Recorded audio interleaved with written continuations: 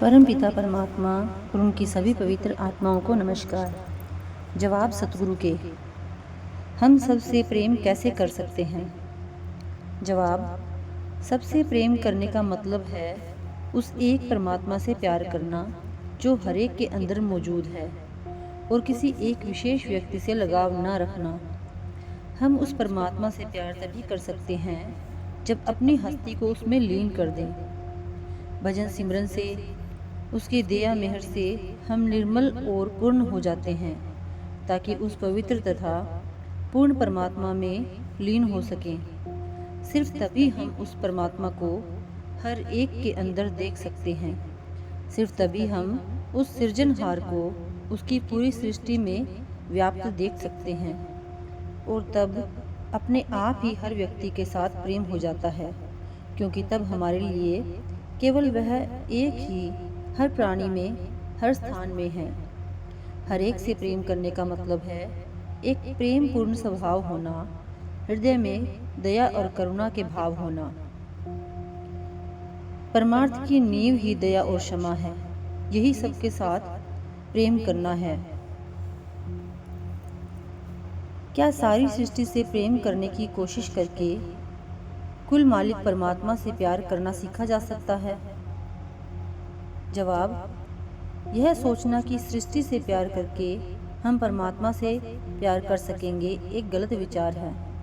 हो सकता है कि आप इस रचना तथा इसके प्यार में इतने उलझ जाएं कि उस परमात्मा को बिल्कुल ही भूल जाएं। परमात्मा को भुलाकर मानव जाति की सेवा करने की धारणा कई धर्मों में आ गई है।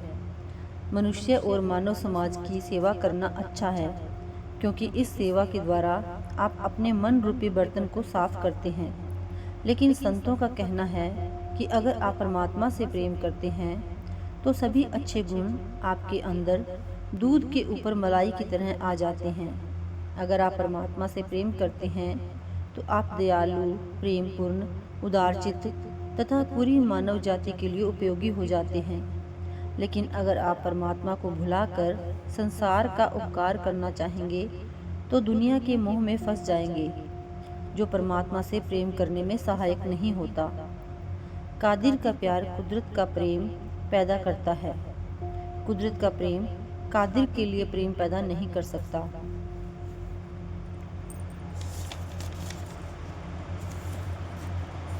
जब हम महसूस करते हैं कि भजन में हम वैसी उन्नति नहीं कर रहे हैं जैसी कि हम चाहते हैं, तब हम निराश और खिन्न हो जाते हैं।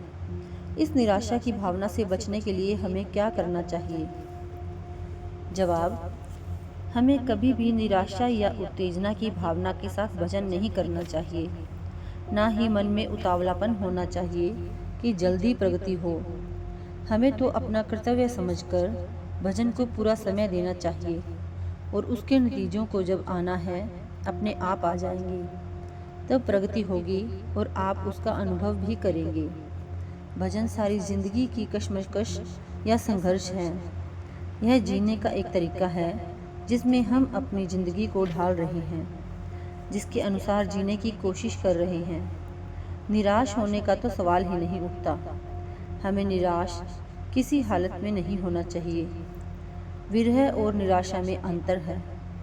विरह में बिछुड़ने की पीड़ा तथा प्रियतम को पाने की उत्सुकता है। हमारे मन में अपनी मंजिल को पाने की तीव्र गहरी उत्कंठा हो सकती है और हमेशा होनी भी चाहिए, लेकिन निराशा नहीं होनी चाहिए। अगर परमात्मा को पाने की तड़प या लगन सचमुच ही गहरी है तो निराशा के लिए कोई स्थान नहीं है। निराशा तब आती है जब हमें बहुत अधिक पाने की आशा होती है और वह नहीं मिलता। तब कुदरती तौर पर निराशा की भावना आ जाती है। हम आशा किस चीज़ की कर सकते हैं? हम जानते हैं कि हम कुछ भी नहीं हैं और हमें कुछ पाने की भी आशा नहीं करनी चाहिए। जवाब, अपने आप को परमात्मा के सुपुर्द कर दें। किसी से प्रेम करने का अर्थ है अपने आप को दे देना और बदले में कुछ भी पाने की आशा या इच्छा न रखना। अपने आप को दे देना, पूरी तरह से परमात्मा को समर्पण कर देना। अपने आप को उसकी मोज पर छोड़ देना भी भजन ही है। हम अपनी पहचान, अपना व्यक्तित्व खोकर उस परमात्मा में लीन होना चाहते हैं। तब हमारे अंदर किसी चीज़ की आशा नहीं रहती। आशा तभी रहती है जब मैं का भाव रहता है कि मैं हूँ और मुझे यह चाहिए।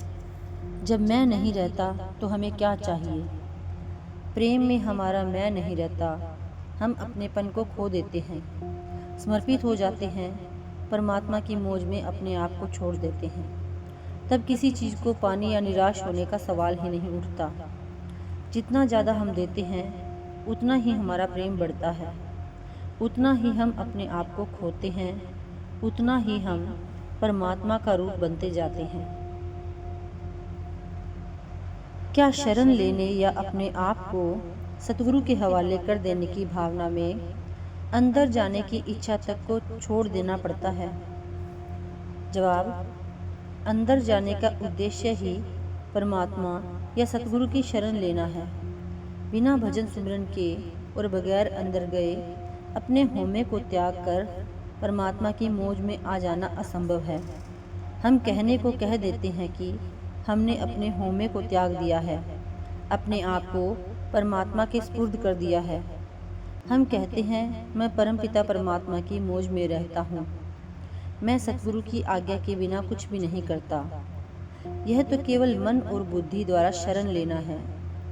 एक ओर तो हम सब यह कहते हैं, दूसरी ओर मन हमें अपने इशारों पर नचाता है। यह शरण लेना या अपने आप को बिना शर्त परमात्मा के स्पुर्द कर देना नहीं है। यह सोचना अच्छा लग सकता है कि हमने शरण ले ली है, पर सच्चे अर्थों में शरण लेना या सतगुरु की रजा में रहना केवल भजन सिमरन द्वारा ही संभव है।